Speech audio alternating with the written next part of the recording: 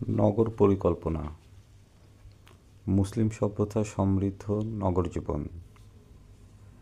যদি কখনো আপনার মনে হয়, আপনি যদি অতীতে চলে গিয়ে 1000 বছর আগে শহরগুলো কেমন ছিল তা দেখতে পেতেন, তাহলে বলতে হবে আপনার কপাল ভালো।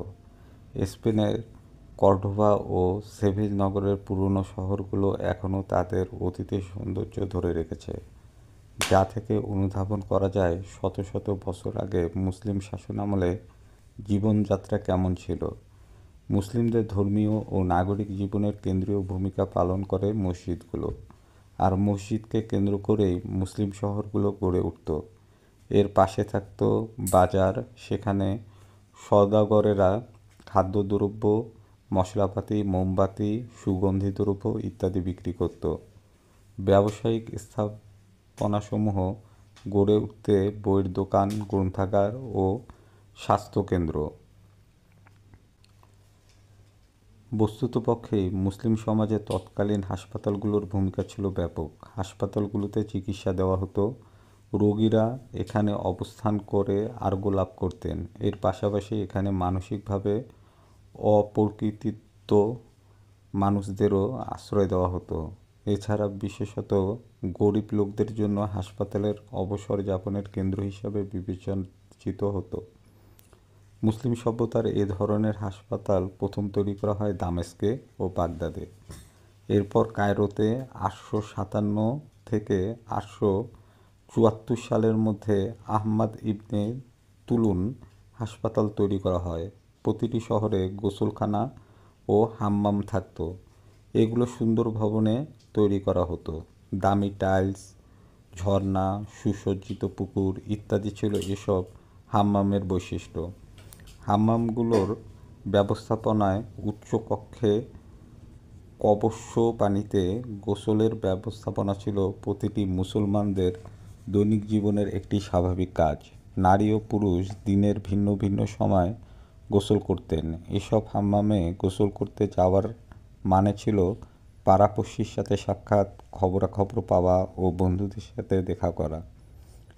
এসব কোলাহল থেকে দূরে সরু রাস্তার ধারগুলোতে ছিল বসবাসের জায়গা। বাড়িগুলোর ভেতরে উঠান ও বারান্দা থাকত। এগুলো এত উচ্চ প্রাচীর দ্বারা ঘেরা থাকত, উটের পিঠে বসে থাকা কোনো ব্যক্তিও চাইলে উঁকি মেরে ভেতরের দৃশ্য দেখতে পেতেন না। সমসাময়িক অন্যান্য ইউরোপিয়ান শহরের তুলনায় মুসলিম এই শহরগুলো পাকা সড়ক, বজ্র ব্যবস্থাপনা ও ঢাকনাওয়ালা নালা ইত্যাদির কারণে উন্নততর ছিল। কর্ডোবা ছিল 10ম শতকে বিশ্বের সবচেয়ে অগ্রসরমান শহরগুলোর একটি। এই শহর সন্ধ্যার পরে সড়কবাতি চালানোর জন্য তৈলের কূপের ব্যবস্থা ছিল। মুসলিম অঞ্চলের আরও পূর্বে অবস্থিত কায়রো শহরে একাধিক বহুতল ভবন ও ছাদ বাগানের দেখা মিলত। মুসলিম সভ্যতার অনেকের কাছে বাগান ছিল পার্থিব জান্নাতের মতো। গভীর চিন্তায় নিহিত হওয়ার স্থান হিসাবে বাগানগুলোকে ব্যবহার করা হতো। 8 শতকের পর থেকে বাগান ও বাগান করার পদ্ধতি স্পেন থেকে ভারত পর্যন্ত বিস্তৃত হয়েছিল। এই বাগানগুলো থেকে রান্নার জন্য প্রয়োজনীয় শাকসবজি পাওয়া যেত।